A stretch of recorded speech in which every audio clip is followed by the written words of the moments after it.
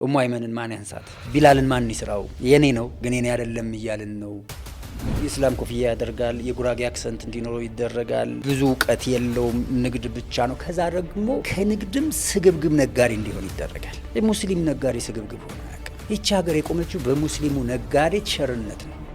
አርቱን በአግባቡ ያልተጠቀመ ማህበረሰብ ነው ብዬ አስባለሁ። የሙስሊሙ ማህበረሰብ ጥበብ ከሙስሊሞች የጠፋች ሀብት ናት። ያገኛት ያንሳትና ይጠቀምባት ነው። ቀይ ሽብር ከተገደለብሽ በኋላ ማልቀስ አይቻልም። ለቅሶ መቀመጥ አይቻልም። መሄድ እንኳን መስራት ና ማልቀስ አይቻልም። ጥላቻን ያየሁት ያለ የጥላቻ ጥግ በዞረ ቁጥር አንዴ ሆዴን እንደዚህ ጓ አረገኛል፣ አንዴ እግሬን ይረግጠኛል፣ ሽጉጥ አውጥቶ ያሳየኛል። ልጄ ደግሞ የአባቱን ታሪክ ነው የሚደግመው። ለእስልምናው ቢሞት ጀነት ነው የሚገባው። የምመኝለት ጀነቱን ከፈለግ ግደለው ብላው ጥላ ወጣቸው።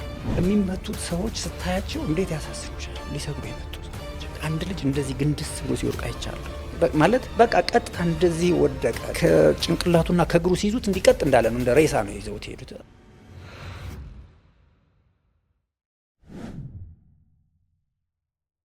ሰላም አለይኩም። ይህ ነጥብ ፖድካስት ነው ከኑሪያ ጋር የተለያዩ ማህበራዊ ጉዳዮችን የሚዳስሰው ፕሮግራማችን አሁን ጀምሯል። የዛሬ እንግዳችን ዲኑ አሊ ነው። ዲኑ እንግዲህ ስለሆንክ በጣም አመሰግናለሁ። አውቃለሁ ከብዙ ነገር ነው ዛሬ እንትን ያልኩ። ቴንኪዩ ጊዜህን ስለሰጠኝ። እኔም አመሰግናለሁ እንግዳ ስላደረግሽኝ። እሺ ራስን በማስተዋወቅ እንጀምር። ዲኑ አሊ ይባላለሁ። ያው አገልጋይ የሚል ይበቃል ብዬ አስባለሁ። እሺ ስለ አስተዳደገ እንጀምር፣ ከዛ እንጀምር ፖድካስታችን። መርሐባ። እኔ አካባቢ ያደገ ትውልዴ መጀመሪያ ኮምቦልቻ ከተማ ነው። ኮምቦልቻ ከተማ ተወለድኩኝ። ግን በወቅቱ በነበረ የፖለቲካ መንገራገጭ አባቴ በቀይ ሽብር ስለተገደለ ኦልሞስት እኔ ከመወለደ በፊት እሱ እስር ቤት ነበረ። እንደተወለድኩ ተገደለ። ኢሚዲየትሊ አንድ ወር አካባቢ ብቻ ነው የኖርኩት። ሰው ኮምቦልቻን ብዙ አላውቀውም፣ ግን እትብቴ የተቀበረው እዛ ነው። ከዚያ ለቅሶ ወደ አዲስ አበባ ነበረ። ከአዲስ አበባ እንደገና ወደ ጎንደር እስከ 4-5ኛ ክፍል ነው የተማርኩት። ከዛ በኋላ ደግሞ ወደ አዲስ አበባ መጣሁ። አዲስ አበባ ነው ሌላ ህይወቴንም አቅሟል ማለት ልጅነቴም ወጣትነቴም ያለሁበት እድገቴ አብዛኛው አዲስ አበባ ነው የሆነው። ነው ኮምቦልቻ በአንድ ወር ትምህርት ይገባል እንዴ? የመጀመሪያ ትምህርት ጎንደር አሸዋ ሜዳ ይባላል። ትክክለኛ ስሙ እድገት ፈለግ የሚባል ትምህርት ቤት ነው። እዛ ነው እስከ 5ኛ ክፍል የተማርኩት። ከዛ በኋላ ግን ኢህአዴግ ሲገባ ነው እናቴ ከሳውዲ ወደ አዲስ አበባ ስታደርግ ከዛ ነው የመጣ ነው። ያን ጊዜ 83 ወያኔ የገባበት ወቅት ምናምን ነው። 5ኛ ክፍልን 5-6 እንደዛ አካባቢ አቋርጠን ነው የመጣ ነው። ከዚህ በኋላ ኡመር ሰመተር ነው የገባሁት። ኡመር ሰመተር 6-7 ድረስ ተማርኩ። ከዛ እንደገና ሰፈረ ሰላም፣ ከሰፈረ ሰላም ከፍተኛ 7፣ ከከፍተኛ 7 የአጫጭር የቲያትር ስልጠናዎችን ወስጃለሁ። ከዛ ቲያትሮች ነበር የምንሰራው። አዲስ አበባ ዩኒቨርሲቲ ለአንድ ቲያትር ዳንስ አሰለጥን ነበር። ስለሱ እናነሳለን። ከዛ የፊልም እና የቲያትር እንትን ስለነበረኝ ፍላጎቱ ስለነበረኝ ጀስት ፊልም መማር ስለፈለግኩኝ ቶም ገብቼ እንደገና ቪዲዮግራፊ፣ በእኛ ጊዜ ዲፕሎም ነበረ። በዲፕሎም በፎቶግራፊ እና በቪዲዮግራፊ ተመረኩኝ። ከዛ በኋላ ደግሞ የቲያትር አሰልጣኞች ስልጠና ወስጄ ቲያትርም አስተምር ነበረ። እዚህ ድረስ ነው። ያው መልቲ ስኪልድ እንደሆን ሁሉም ሰው ያውቃል። ስፔሻሊ ባንተ ጀነሬሽን የነበረ ሰው ብዙ ነገር ላይ ያውቃል አይደል? ከአርቱም ጋር ከማርሻል አርትም። ያ ነገር እንዴት መጣ? አስተዳደግህ ኢምፓክት ነበረው? አስተዳደጌ ነጻነት የተሞላበት አስተዳደግ ነው። ግን ሁሉም ነገር የመሞከር ፍላጎት አለኝ። የሆነ ነገር ለምሳሌ እንጨት ስራ ተምሬያለሁ፣ አውቃለሁ፣ ሞክር ነበረ። አልሰራሁበትም። እንጨት ስራ ተማርኩና ለራሴ የኮምፒውተር ማስቀመጫ ለራሴ ሰራሁ። በቃ እሷን ብቻ ነው የሰራሁት። የኮምፒውተር ጠረጴዛ የራሴ ነው፣ ወንበር እንደ መመረቅ ያለ አይደለ ሰራሁ። ከዛ በኋላ ወደ ንግዱ ዓለም የነበርኩት መርካቶ አካባቢ የአንዋር መስጊድ ዙሪያ ሱቆች አሉኝ። እዛ ነው ሰራ የነበረው። ግን ሞር የፊልም ስራው ላይ እንትን ስለነበረ ለዛ የሚሆኑ ማቴሪያሎችን በማሟላት ካሜራ፣ እነዚህ ኮምፒውተሮች ምናምን ነገር በማሟላት ወደዛ ስራ ነው የገባሁት ቀጥታ። ለመጀመሪያ ጊዜ የሰራው ቲያትር ምን ነበር? ፊልም ነው ቲያትር ነው? ቲያትር ነው። ቲያትር የመጀመሪያ አምሮት የሚባል ቲያትር ነበር። ከዛ ሞር በጣም የታየ ደግሞ ሊሳዳ የሚባል ቲያትር ነበር። ከዛ አባትየው የሚባል፣ ከዛ ዲቃላው የሚባል በአብዛኛው እነዚህ አሁን የጠራሁልሽ ቲያትሮች ላይ በመሪ ተዋናይነት ማነው ከአምሮት ውጭ ባለው በመሪ ተዋናይነት ነበር የምሰራው። ከፍጹም ካሳሁን ጋር ነው። ፍጹም ካሳሁን ማለት የአብነት አጎናፍር ወንድም ጋር ነበር የምንሰራው። እሱ የፈርጥ የቲያትር ክበብ የሚባል አለ። እሱ የቲያትር ክበቡ መስራችና ሊቀመንበር፣ እኔ ጸሐፊና ሰብሳቢ ሆነን ነበረ የምንሰራው። በጣም ጎበዝ ተዋናይ ነው። ጎበዝ ጸሐፊ ነው። ጎበዝ ገጣሚ ነው። ምናልባት ቤታቸውም እንደዛ ስለሆነ ቤተሰብ አጠቃላይ ፍጹም አለ፣ ራሱ አብነት አጎናፍር አለ፣ በኃይሉ የሚባል ወንድም አላቸው። በጣም ቤቱ ለአርት በጣም የቀረበ ነው። እነሱ ቤት ውስጥ ነበረ በአብዛኛው ነገር ግቢያቸው ውስጥ ቤት ሰርተን ከዛ እንደገና ቀበሌ አዳራሽ ተሰጥቶን የምንሰራው እዛ ነው የነበረው። ከአምሮት ውጭ ያሉትን ቲያትሮች በመሪ ተዋናይነት ነበር ስራ የነበረው። ከዛ ንጉሥ አርጤክስ የሚባል ደግሞ ሌላ ቲያትር ሰርቻለሁ። ከዛ በኋላ ፊልም ደግሞ ከነ ግሩም ጋር ምናልባት በካሜራ ነበር ልሰራ የገባሁት። ግን አንድ ተዋናይ ዜማ እያወጣ ሲያስቸግር እሱን ሳስተካክል በቃ እሱን ማስተካከል ረጅም ጊዜ ፈጄ። ስለዚህ በቃ አንተ ግባ ተባልኩኝ። ጋንግስተር ነው የሚፈለገው፣ የኔ ፊዚካል ደግሞ ምናምን ቤት ውስጥ ያሉ ልብሶች በሙሉ ተደርበው እዚህ ጋር የሆነ ሜካፕ ተሰርቶልኝ እሱን ሰርቻለሁ። ከዛ ወጣቶቹ የሚባል ደግሞ የመጀመሪያ የሚባል ቲያትር ነው እንትን ነው ፊልም ነው የኮሜዲ ከዋኖሶች ጋር ሰርቻለሁ። አላህ የተወውና ደግሞ አንድ የሙዚቃ ክሊፕ አቀናብሬያለሁ። አቀናብሬያለሁ ዳይሬክት አድርጌያለሁ። አቢሲኒያ ይባላል። እንደ ኢትዮጵያ ታሪክ ከነ ደረጀና ሀብቴ ቀጥሎ ሁለተኛው ቪሲዲ ነበር እና በሲዲ የወጣ መሆኑ ነው ኸይሩ። ጠፋ። አሁን ሲዲ ጥሩ ነገሩ ስክራች ያደርጋል፣ ጠፍቷል። አዎ ይጠፋል። እንደ አሁኑ ጊዜ ዩቲዩብ ምናምን አልነበረም፣ አክሰስ አልነበረም። ቢኖር ያው ይቀመጥ ነበር፣ ይቀመጥ ነበረ። ፌስቡክም ገና እንትን የሚልበት ወቅት ነው እንጂ ብዙ ወደዛ የሚወጣ እና ደግሞ ድሮ ምን ይደረግ ነበረ፣ ለማስታወቂያ ተብሎ ለኢቲቪ የሚሰጥ እንትን ነበረ። ያው ለኢቲቪ የተሰጡት ለማስታወቂያ ተብሎ ኢቲቪ እንዲያሳያቸው ምናምን እነሱ ካልሆኑ በስተቀር ሌሎቹ በህይወት የሉ፣ ጠፍተዋል። አይ ደስ ይላል። ወደ አርት እንድትገባ ያደረገ ከፋሚሊ ነው ነበር? እዛ አካባቢ ላይ ነበረ ሰው አርት ላይ? እኔ ወደ አርት ስገባ ከፋሚሊ ምንም መረጃ አልነበረኝም። በኋላ ግን የአባቴን ታሪክ ለማጥናት ሙከራ አደረግኩኝና ዶክመንቶች መሰብሰብ ጀመርኩኝ። ምናልባት ወደፊት የህይወት ታሪኩን እጽፋለሁ ብዬ ስለማስብ እና አያቴ ጋር የተቀመጡ ፎቶግራፎች ነበሩ። ፋዘር ዶክመንት ያደርጋል። ፎቶዎቹ ከጀርባ እንትን አላቸው፣ መግለጫ ይጽፍባቸዋል። እና በጣም የሚገርመው ነገር ኤርትራ ዩኒቨርሲቲ ነው የተማረው። ስካውት ቦይ የሚባል ታውቃላችሁ? ስካውት ነው። የስካውት መሪ ሆኖ ይሰራል። ያ ማለት በአካባቢ ያሉ አረጋውያንን ይረዳሉ ምናምን ምናምን። ይሄን አላቅም እኔ። ከዛ ፊት እሱ ይስበኝ ነበር፣ እንደዛ አይነት ስራዎችን ሰራ ነበር። ከዚያ መድረክ የሚመራበት ፎቶግራፍ አገኘው። ከዛ ቲያትር የሰራበትን ፎቶግራፍ አገኘው። በጣም አሊም ነው፣ የዲን ሰው ነው። ግን እንደ ማስተማሪያ እነዚህን ነገሮች ተጠቅሟቸው ነበር። እና ያንን እኔ ወደ አርት ከመግባቴ በፊት አላቅም፣ ከገባው በኋላ ግን አይቻለሁ። እና እኔ ያደረኳቸው ነገሮች ቀድሞ እሱ አድርጓቸዋል። ምሳሌ መስጊድ ሰርቷል፣ አስተባብሮ ማለት ነው። እሱንም በቅርብ ያገኘሁት አጀንዳ በጣም አስደንቆኛል። እኔ ማን ምን ሰጥቷል የሚለውን ጽፏል። ከዛ የተሰበሰበው ብር አለ፣ ወጪ የሆነው ብር አለ። እና በጣም ደስ የሚለው ነገር ባላንስ ነው፣ እኩል ነው የገባውና ያወጣው ምናምን። አሁን ኡመር ኢብኑ ኸጣብ የሚባል መስጂድ ኮምቦልቻ ላይ ከአንድ ሱዳኒ ሾመር ከሚባሉ ሰው ጋር በመሆን ሰርቷልና እነዚህ ስቴፖችን ግን ሳላውቃቸው እኔ ደግሜያቸዋለሁ ብዬ አስባለሁ። የእኔ ልጅ እንድትደግመው ደግሞ እመኛለሁ ኢንሻአላህ። ቲያትሩን አይደለም። ገብቶኛል። እንዴ ስለ አባትህ ብናነሳ ደስ ይለኛል። አላህ ይዘንላቸውና በጣም ትላልቅ ስራ የሰሩ ሰው ናቸው። እስቲ ስለሳቸው አንዳንድ ነገር በለን እናውሳቸው።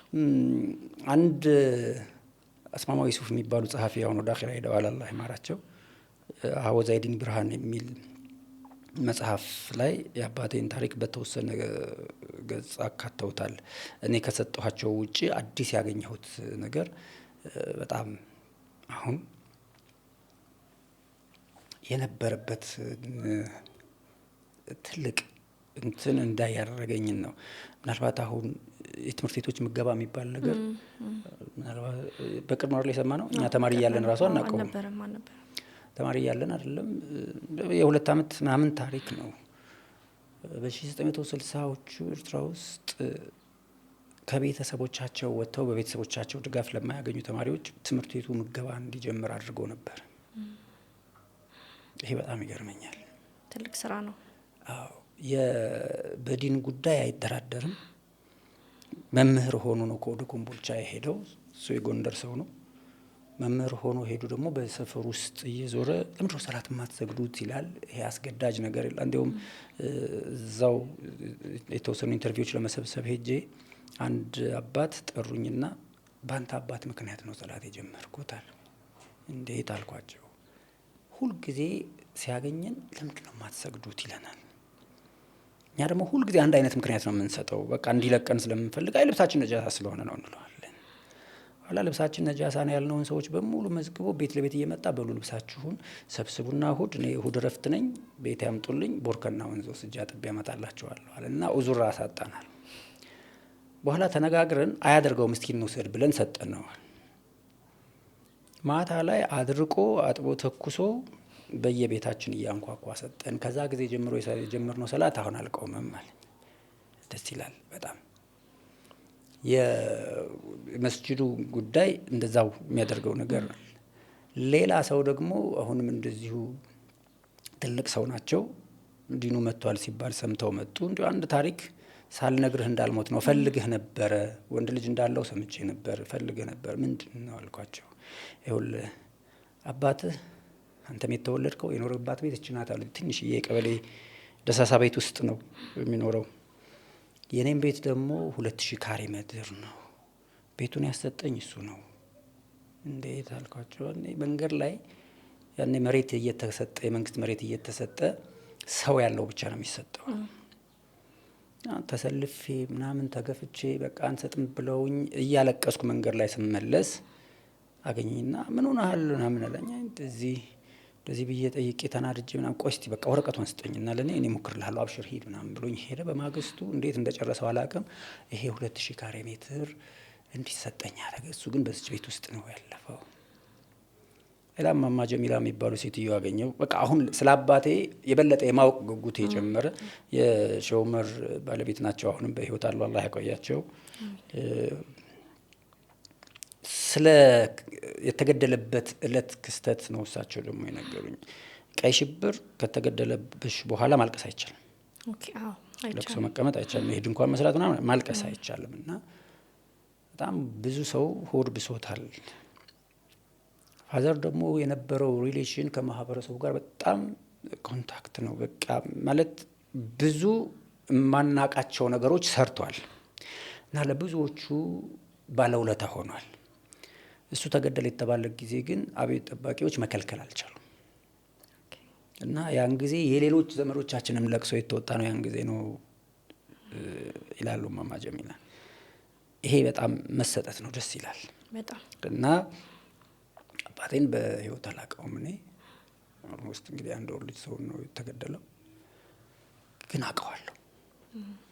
ያወቅኩት በሰራው ስራ ነው። እና የሚያገኘኝ ሰው ሁሉ እንግዲህ ያው እንደ እስልምና አስተሳሰብ የቲሞችን ጸጉር መዳበስ ምናምን የሚባል ሀዲስ አለ አይደል? በጸጉሩ ልክ ወንጀል ያበሳል።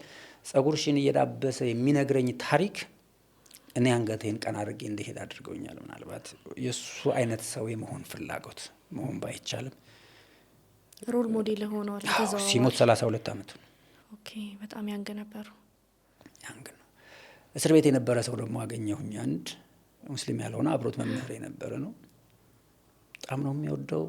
እያለቀሰ ነው የሚያወራው። አባትህ ሊገደል የወጣበትን እለት አስታውሰዋለሁ። በነገራችን ላይ ፋዘር ቀብሩ አይታወቅም። በቃ ጀናዛ ወስደው የሆነ ገደል ላይ መገልበጥ ወይ የጋራ ጉድጓድ ውስጥ የት እንዳለ የማይታወቅ ነው እና ከመገደሉ በፊት ተረከዙን መተውት ሰብረውት ነበር አለ እና ቁጭ ብሎ ነበር የሚሰግደው። ግን ከመካከላችን ስም ዝርዝር መጥቶ ሲጠራ እንደሚገደል ይታወቃል አሉና አሊ መሐመድ ሲባል አቤት አለ እና ሲባል 5 ደቂቃ ስጡኝ አላቸው አለ።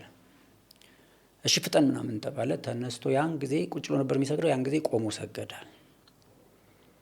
ያው ምን እንደሚሰግድ ምናምን እንግዲህ እሱ ክርስቲያን ነው ያውቀውም። ብቻ እንደ መጨረሻ ረካቴን እንደሚሰግድ አስባለሁ።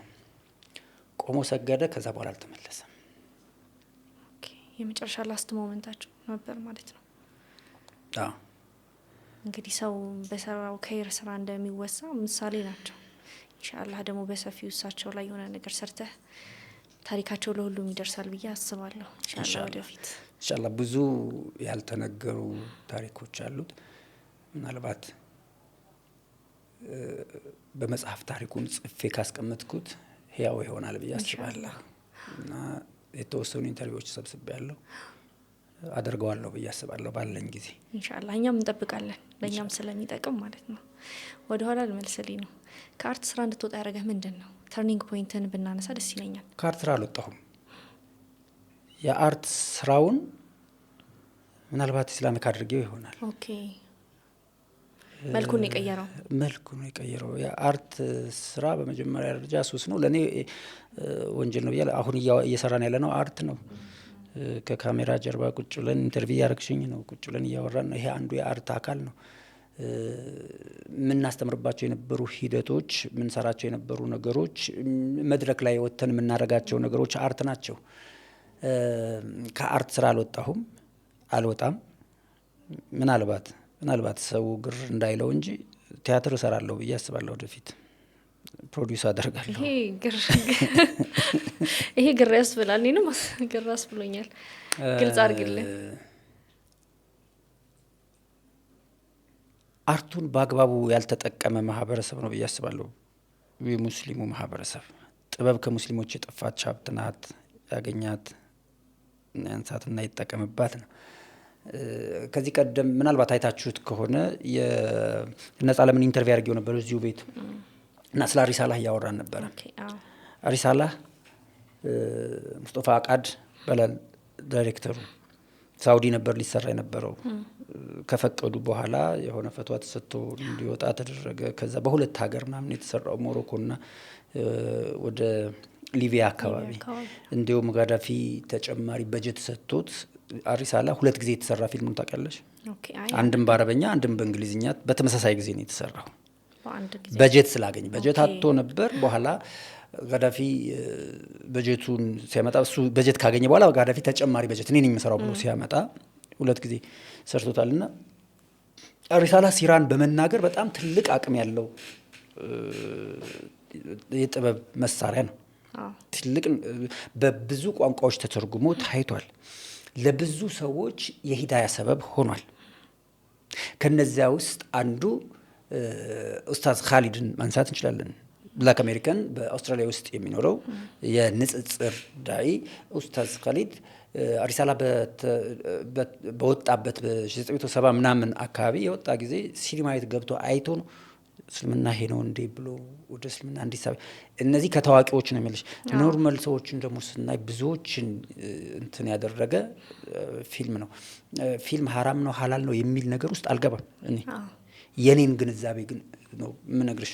ምሳሌ ፊልም ለኔ እንደ አንድ የሆነ ነገር እንደ ማስቀመጫ እቃ ነው እንበልና የኡዱ አብሪቅ የሚባል ነገር ታውቃለሽ? አብሪቁ በራሱ ሐላል ወይም ሐራም አይደለም። በውስጡ የሚይዘው ነገር መጠጥ ከሆነ ግን ሐራም ነው። በውስጡ የውዱ ዕቃ ከያዘስ የምጠጣው ውሃ እስከሆነ ንጹህ የተፈቀደ መጠጥ ከያዝኩበት ልክ እንደዛ ነው። ፊልም እቃ ማስቀመጫ ነው።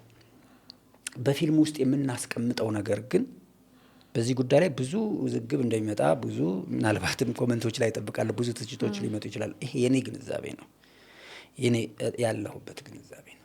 ሶ ያንን ሊያስተምር የሚችል ለምሳሌ ብዙ ጊዜ በአርት ዙሪያ በኢትዮጵያ አርት ዙሪያ ሙስሊሙ እየተሰጠው ያለው ካራክተር ምን አይነት ነው? እሱን ላነሳልህ ነበር። ስለዚህ ርቀሽ ማስተካከል ይቻላል። እስቲ ግልጽ አድርገው። ሙስሊሙ የሚሰጠው ካራክተር ሸምሱ የሚባል አንድ ካራክተር አለ። አይቀርም እሱ። የስ በቃ ማለት ዝቅተኛውን ስራ እንዲሰራ ነው የሚደረገው። የእስላም ኮፍያ ያደርጋል፣ የጉራጌ አክሰንት እንዲኖረው ይደረጋል።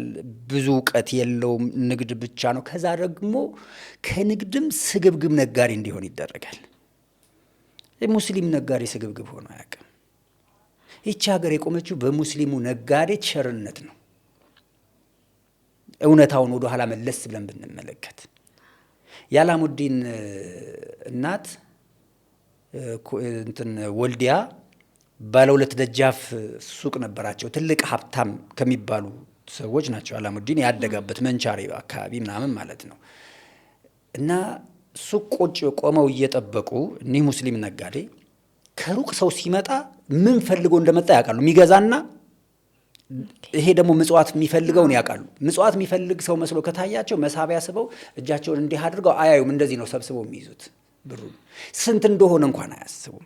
ልክ ሲመጣ ሳይጠይቅ ሰው የተሰለፈው እንትን እንዳይል ቃል ሊገዛ የተሰለፈው ሰው ሲለምን አይቶት ሞራሉን እንዳይሰብረው ለማኝ እንዳይባል ቶሎ ብሎ እጆቹ ላይ የሚያስጨብጡ እናት ነበሩ። እንዲህ ናቸው የሙስሊም ነጋዴዎች። ነገር ግን ለኮሜዲ ሲፈለግ ያኛው ካራክተር ይመጣና ከዛ ስግብግብነት ይጨመርበታል።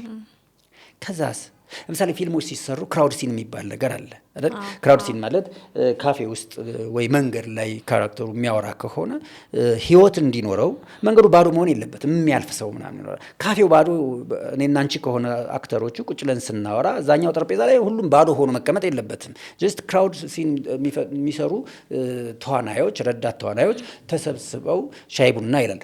እዛ ውስጥ አንዲት ሂጃብ ያደረገች ልጅ ማስቀመጥ አይፈልጉም። አንድ ሙስሊም የሚመስል ሰው ማስቀመጥ አይፈልጉም። ኖርማሊ ሙስሊም ሆነሽ ራሱ አርቱ ላይ መቀጠል ማትች። በዚህ ደረጃ ተደራጅተው ነው የሚገፉሽ። ሲስተሙ የሚገፋ yes መጽሔት ነው ያስታውሳለሁ። በእኛ ጊዜ መጽሔት ነበር እንግዲህ ፌስቡክ ምናምን በማንጠቀምበት ጊዜ መጽሔቶች እንኳን ሲወጡ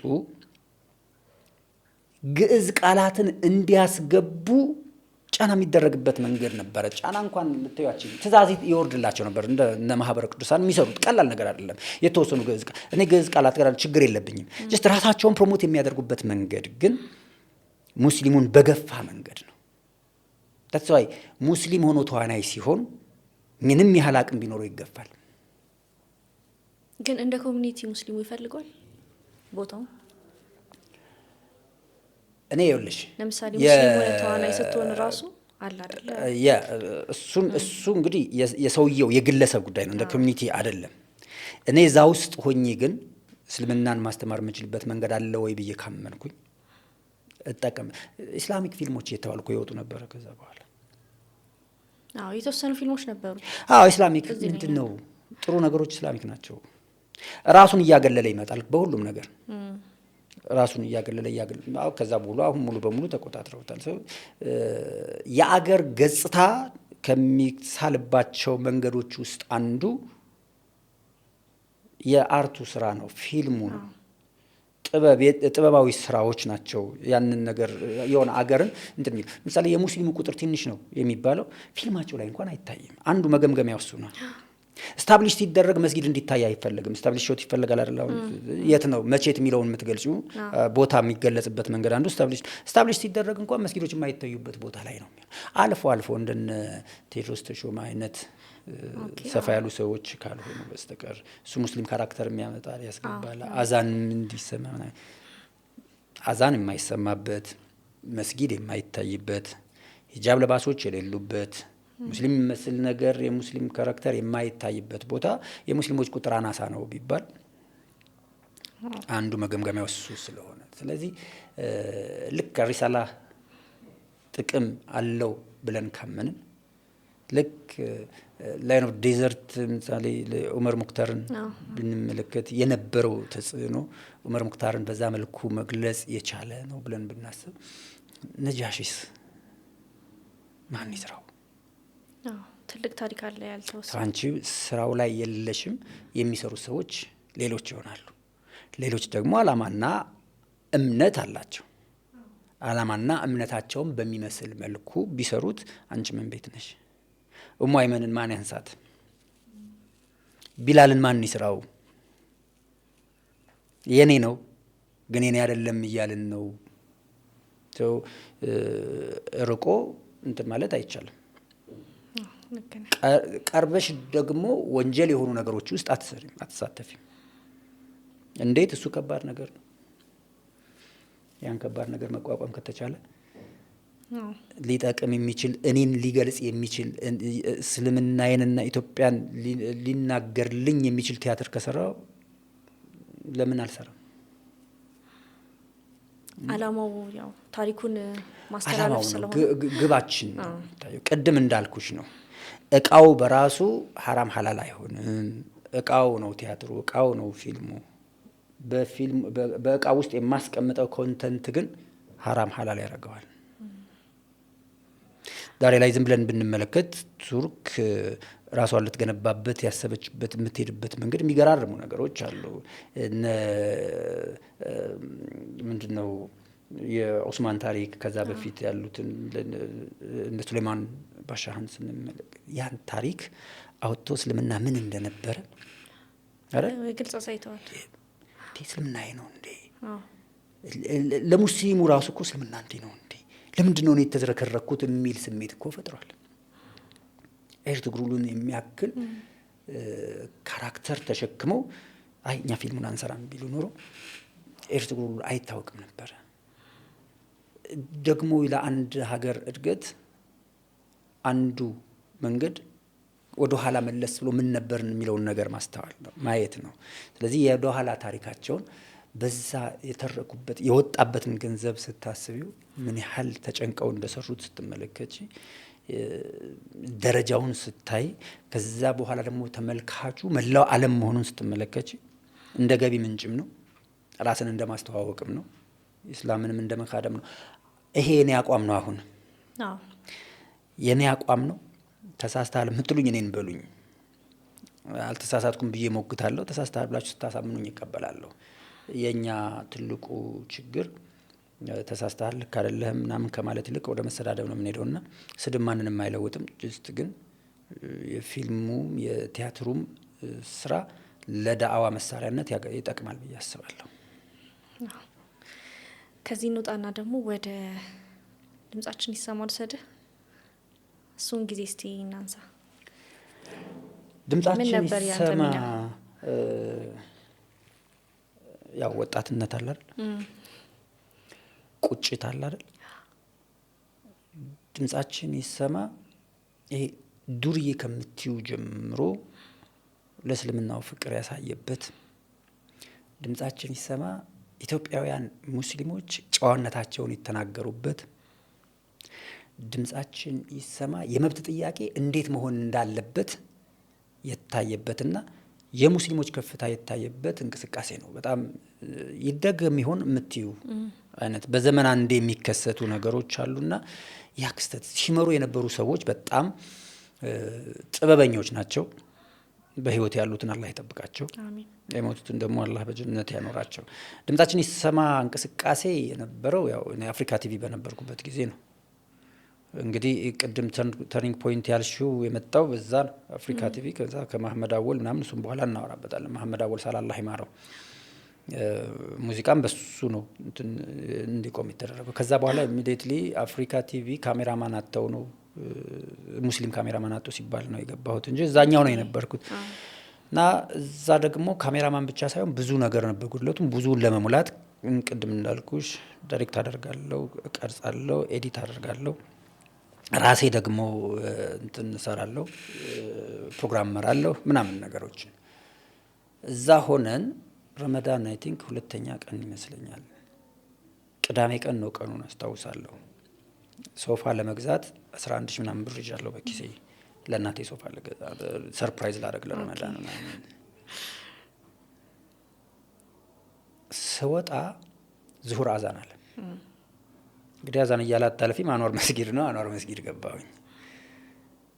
ልክ ዙሁር ሰግደን ስንጨርስ የሆኑ ልጆች ኮንቴነር ነበረች የወንዶች መስገጃ እንትኑ ላይ ቆመው ነው ኡስታዝ ታስረዋል ይፈቱ የሚል እንትን አደረጉ።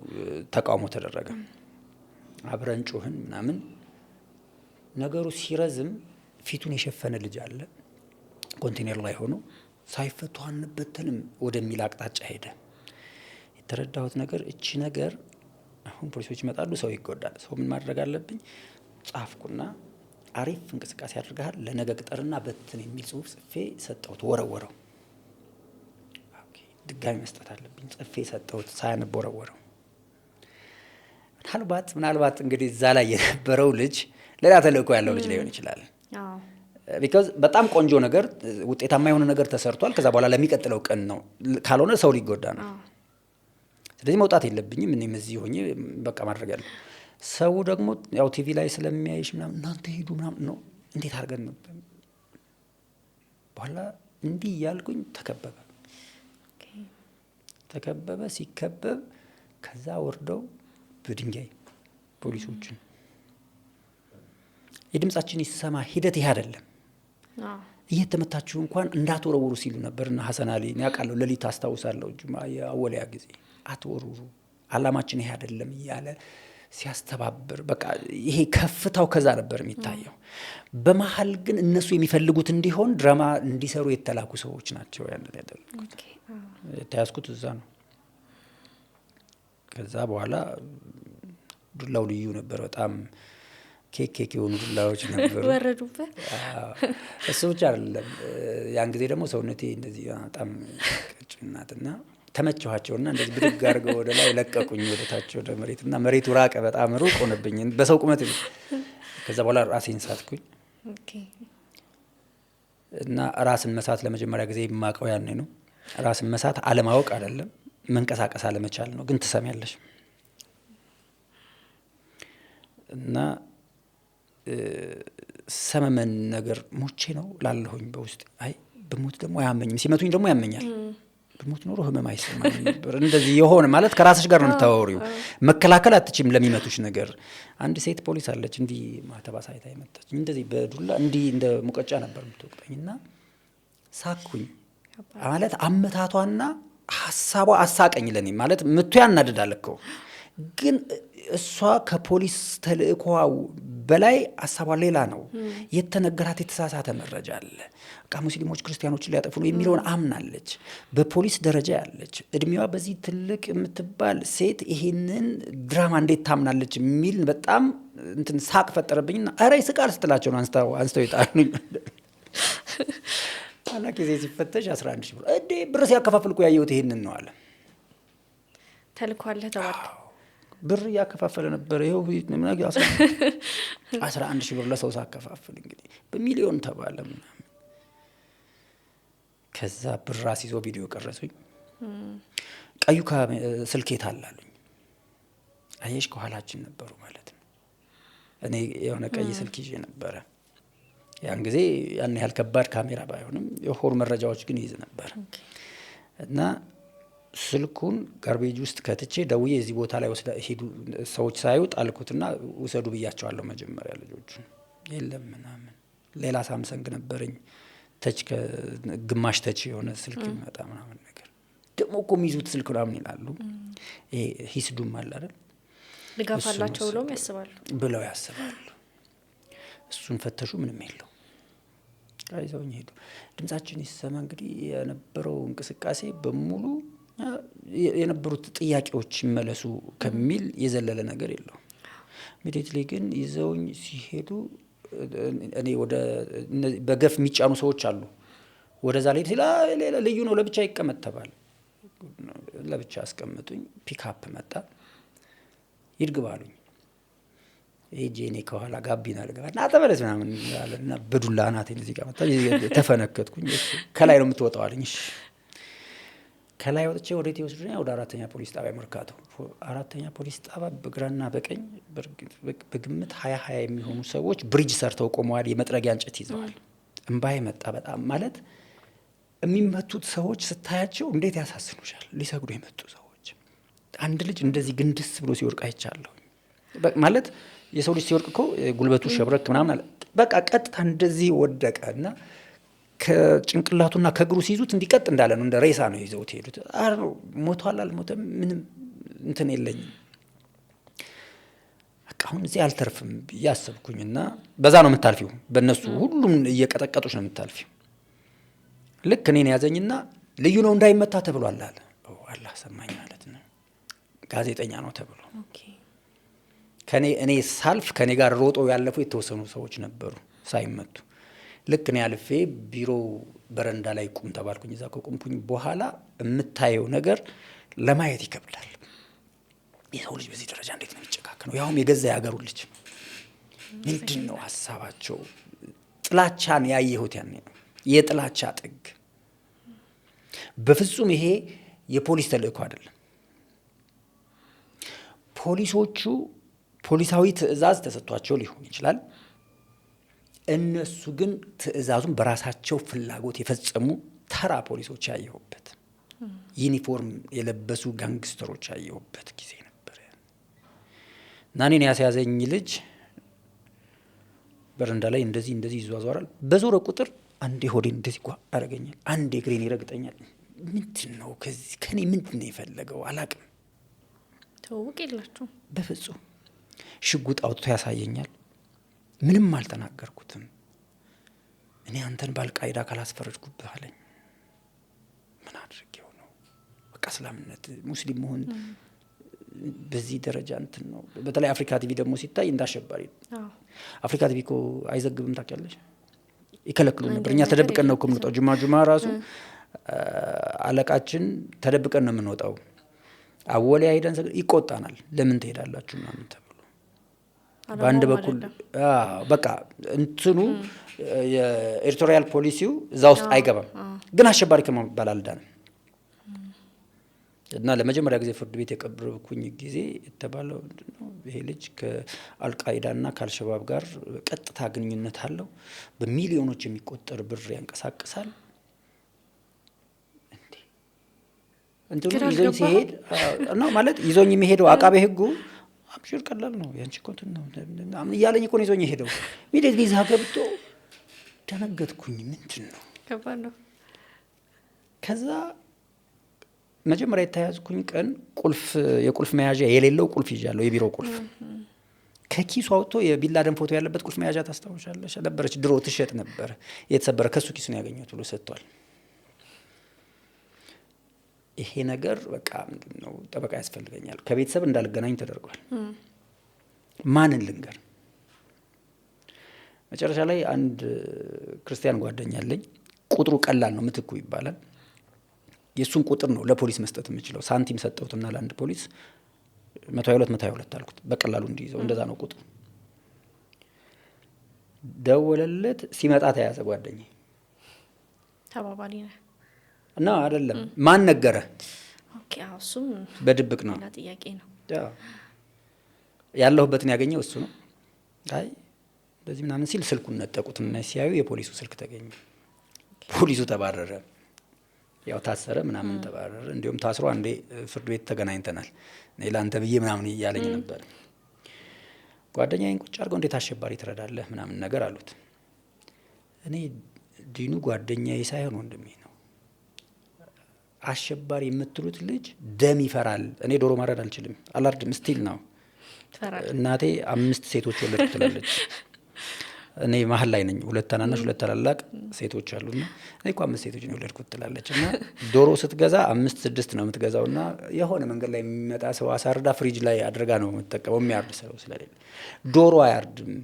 አንድ ጊዜ ጎጃም በረንዳ ሰው ላይ ሽጉጥ ሲተኮስ አይቼ በዛ ቦታ አልሄድም። ሁል ጊዜ ነክሊት የሚባል ሆቴል አለ፣ ከሱ አልፎ ነው። የጓደኛዬ ሰፈር ደግሞ እዛ ነው። እያወራኝ አውቆ አስረስቶኝ በዛ በኩል እንትን ብሎ ዲኑ ቦታውን ሲለኝ የምደነግጠውን ድንጋጤ ያውቃል። በቃ የሰው ደም አይደለም የእንስሳት ደም ማየት አይ ይሄ ልጅ እኮ ደም እንኳን የማይወድ ከብት የማያርድ ልጅ ዶሮ የማያርድ ልጅ አሸባሪ ነው ብያለሁ። ምን አላቸው። ጎበዝ ልጅ ነበር እሱ። እኔስ ያ ሰውዬ ነው እንግዲህ ለአልቃይዳ ይሰራል በሚሊዮኖች ብር ይቆን ሴት ናት እንትኗ ዳኛዋ። ኒኮ ፌስቡክ ስልጣኔ መሆኑ ነው ምን ትላለህ በዚህ በተሰጠ ነገር?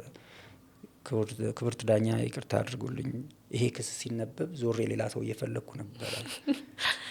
ትቀልዳለህ እንዴ ሂዱጣ ምናምን ብለችና 28 ቀን ሰጠች። 28 ቀን ማለት የሽብር ቀጠሮ ነው። በቃ ወይ 7 ቀን ነው የሚሰጠው። ትንሽ ጠርጠር አለ ከተባለ 14 ቀን ነው የሚሰጠው። 28 ደግሞ የሚሰጠው የሽብር ነው። ሰው 28 ያደረገ 4 ጊዜ ማስቀጠል ይችላል ማለት ነው። ኦኬ እዛ ገባው ምንድነው ስለ አይ ማስቀጠር ስለፈለገ ነው ምናምን ተባለ። ዞሮ ግን ያው ማሄድ ነገር የለም። የተፈታሁት እናቴ ትግርኛ ተናጋሪ ስለሆነች ነው ማለት ነው። ኦኬ መታ ተናግራቸው ነበር። መጀመሪያ ያገኘቻቸው ጊዜ ኮማንደር ተክላይ ይባላል። ለምን አታሳየኝ ምናምን ስትለው አይ ዲኑ አሊ ከማይታዩት ውስጥ ነው አላት። ይሄ ክስተት ምን ላይ ያለ መሰለሽ? የፋዘር ታሪክ ላይ ያለ ፋዘርን ልትጠይቅ ስትሄድ እኔ ናዝላ ነው የምትሄደው። ምግብ አይ ከማይታዩት ውስጥ ነው አስቀምጪና ሂጂ ብለዋት በሚቀጥለው ቀን ግን ያኔ ያበደች እሷ ተደገመ። እኔ እኮ እናንተ አላችሁ ብዬ ነው ከሳውዲ የመጣሁት። መንግስት መጣ ብዬ ባለቤቴ እንደርግ ገደለው፣ እናንተ ደግሞ ልጄ ልትገሉት ነው። አይ እንደዛ አይደለም። ያው በትግርኛ ስለምታናገረው አክብሮ ነው የሚያወራት ያለው። ዞሮ እሷ ከወጣች በኋላ አስጠሩኝ። ልንረዳህ እንፈልጋለን አሉ። ደስ ይለኛል አልኳቸው። በቃ ያልንህን መስክርና ውጣ። ምንድነው ያላችሁኝ? አይ በእነ ኡስታዝ እኔ ቀረጽኳቸው አፍሪካ ቲቪ ላይ ቀረጽኳቸው ሰዎች ኡስታዝ አቡበከር፣ ኡስታዝ ያሲን ኑሩ፣ አህመድ ዲንጀበል የተቀረጹት ነገር የሽብር ማነሳሳት ነው። በል እንዴት ነው ባረገው አልኳቸው። እኔ ካልኳችሁ ውጪ ምስክር ከቃሌ ውጪ ሌላ ነገር አልጨምርም አልኳቸው። ምንድነው ኡስታዝ ስለ እኹዋን ያስተማር ወንድማማችነት ምንድነው እርስ በርስ መተጋገፍ ምናምን የሚል። ያሲን ኑሩ ጾም ማለት መራብ ብቻ አይደለም። እጅ ጾማል፣ እግር ጾማል ማለት ወደ ወንጀል አይሄድም። እቺን አይፈልጓትም።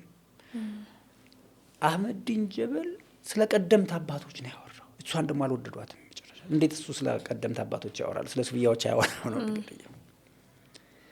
ነው እኛ አይ ይሄን ማድረግ 20 ምናምን ዓመት እኮ ይፈረድብሃል፣ ምን ችግር አለ ከወንድሞቼ ጋር ስለው ይሄ እንደናቱ ደረቅ ነው ሲል ማዘር መጣለች ማለት ነው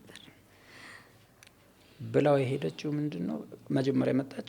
እኔን ወደ ሸራተን ወሰዱኝ። ሸራተን የሚባል እስር ቤት አለ። ከቤተሰብ ጋር የምትፈች መስሎኝ እንዲያውም ከሁሉም መልእክት ይዤ ምናምን እንግዳ አለ ጠያቂ አለ ተባልኩ። ሲሄድ ማዘር ናት። ደህና ነህ አለችኝ። በቁጣ ነው ምንድነው ደህና ነኝ። አይንህ ደህና ነው? መተውኝ ነበር እዚህ ጋር ይሄው ደህና ነኝ። ወንድሞች እንዴት ናቸው? ሁሉም ሰላም ናቸው። የሚቀርጽ ነገር ስላለ መቼም አትናገርም። እስቲ ተንቀሳቀስ አለችኝ። ያነክሳል አይነክስም ነው ተንቀሳቀስኩ። ውሃ ሰጠችኝና ግባ ብላኝ ሄደች። ሴትዮ ዛሬ የምታደርግ ነው ብዬ ገባችና ስማ አባቱ ደሙን አፍሶ ነው እንደዚህ የተቀመጥከው፣ አንተ ፈሪ ስለሆንክ ነው። ልጄ ደግሞ የአባቱን ታሪክ ነው የሚደግመው። ለእስልምናው ቢሞት ጀነት ነው የሚገባው። የምመኝለት ጀነት ነው፣ ከፈለግ ግደለው ብላው ጥላ ወጣች። በክፍል 1 ከዲኑ ጋር ያደረግነው ቆይታ ይሄን ይመስላል። በክፍል 2 ቀጣይ ሳምንት የምንገናኝ ይሆናል። እስከዛ ሰብስክራይብ ማድረግ እንዳይረሳ። ለወዳጆቻችሁ ለጓደኞቻችሁ ይሄንን ፖድካስት ሼር አድርጉ። ጠቃሚ መረጃዎች የምታገኙበት ነው። ጀዛከላህ።